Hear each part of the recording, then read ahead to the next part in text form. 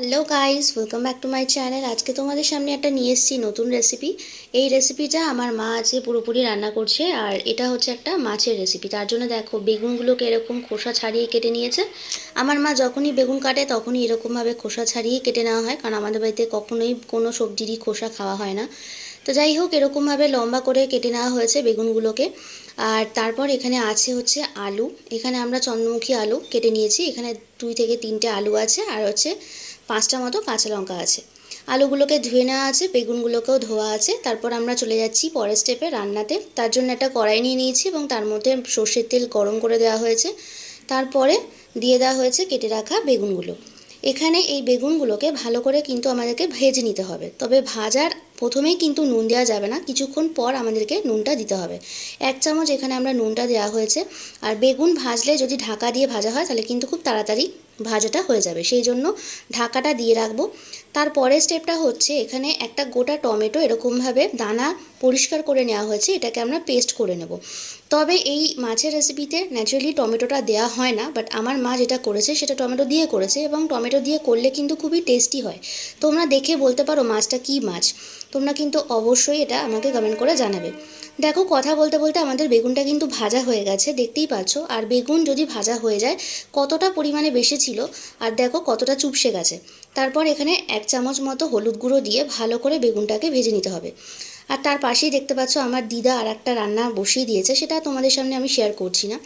তো আমাদের বেগুন ভাজাটা হয়ে গেছে। তারপর আমরা ওই কড়াইতে, দেখো আর কোনো তেলের অবশিষ্ট অংশ নেই, সেই জন্য আরও একটুখানি তেল দেবো পরিমাণ মতো। তার মধ্যে হচ্ছে কালো জিরে ফোড়ন দিয়ে দেবো। আমাদের পুরো ফোড়নটা যখন ভাত দেওয়া হয়ে যাবে, তারপর আমরা এখানে যে কেটে রাখা আলুগুলো ছিল সেই কেটে রাখা আলুগুলোকে দিয়ে দেবো। মানে প্রথমে আলুগুলোকে দিয়ে এখানে ভেজে নিতে হবে। আর আমার মা এত কাজে ব্যস্ত থাকে যে কাজ করতে করতে মায়ের মনেই ছিল না যে কার পর কী দিতে হবে। এবং যে টমেটোটা এখানে পেস্ট করে রাখা ছিল সেই টমেটোটাও কিন্তু আমার মা এখানে দিয়েছিল ঠিকই, কিন্তু সেটা তোমাদের সাথে দেখাতে ভুলে গেছিলো। তো তাই জন্য সেটার জন্য আমি একদমই সরি টু সে, তোমাদেরকে সরি বলতেই হচ্ছে, কারণ আমরা দেখাতে পারিনি। আর তবে টমেটোটা দিয়ে রেসিপিটা রান্না করলে কিন্তু খুবই ভালো হয়। আর ঠিক টমেটোটা এই পর্যায়ে দিতে হবে, যখন আলুটা দেওয়ার পরেই কিন্তু টমেটোটা দিয়ে ভালো করে কষিয়ে নিতে হবে, যাতে টমেটোর গন্ধটা, কাঁচা গন্ধটা একেবারে চলে যায়। তারপরে পরিমাণ মতো জল দিয়ে ঢাকা দিয়ে দিতে হবে। আর কিছুক্ষণ পর মোটামুটি 10 থেকে 15 মিনিট পর ঢাকনাটা খুললে তোমরা দেখতে পাবে কতটা পরিমাণে জল ছেড়ে দিয়েছে। তারপর আমরা যে কাজটা করব, যতক্ষণ আলুটা সেদ্ধ হচ্ছে ততক্ষণ দেখো এখানে মাছগুলোকে কেটে রাখা আছে, ধুয়ে একদম পরিষ্কার করে রাখা আছে। তার মধ্যে 1 চামচ নুন আর 1 চামচ হলুদ গুঁড়ো ভালো করে মাছটার মধ্যে মাখিয়ে দিতে হবে। এই মাছটা কিন্তু আমরা ভাজবো না, এটা কিন্তু কাঁচাই রান্না করা হয়, এবং টু বি অনেস্ট এটা কিন্তু খেতে খুবই সুন্দর হয়। তবে তোমরা এই মাছটা দেখে বলতে পারো এটা কী মাছ, এটা কী নাম দেওয়া যায়।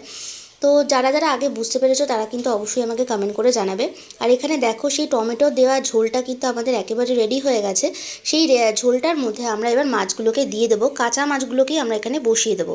আর তবে এই টমেটোটার মধ্যে কিন্তু আমাদের লঙ্কাও দিয়ে দেওয়া হয়েছিল, লঙ্কা টমেটো একসাথে কষিয়ে নেওয়া হয়েছে, তারপরেই কিন্তু জলটা দেওয়া হয়েছে। সো দেখো আমাদের মাছগুলোকে দিয়ে দেওয়া হয়ে গেছে। তারপর আমরা একদম লো টু মিডিয়াম ফ্লেমে ঢাকা দিয়ে ভালো করে এটাকে কষিয়ে নেব।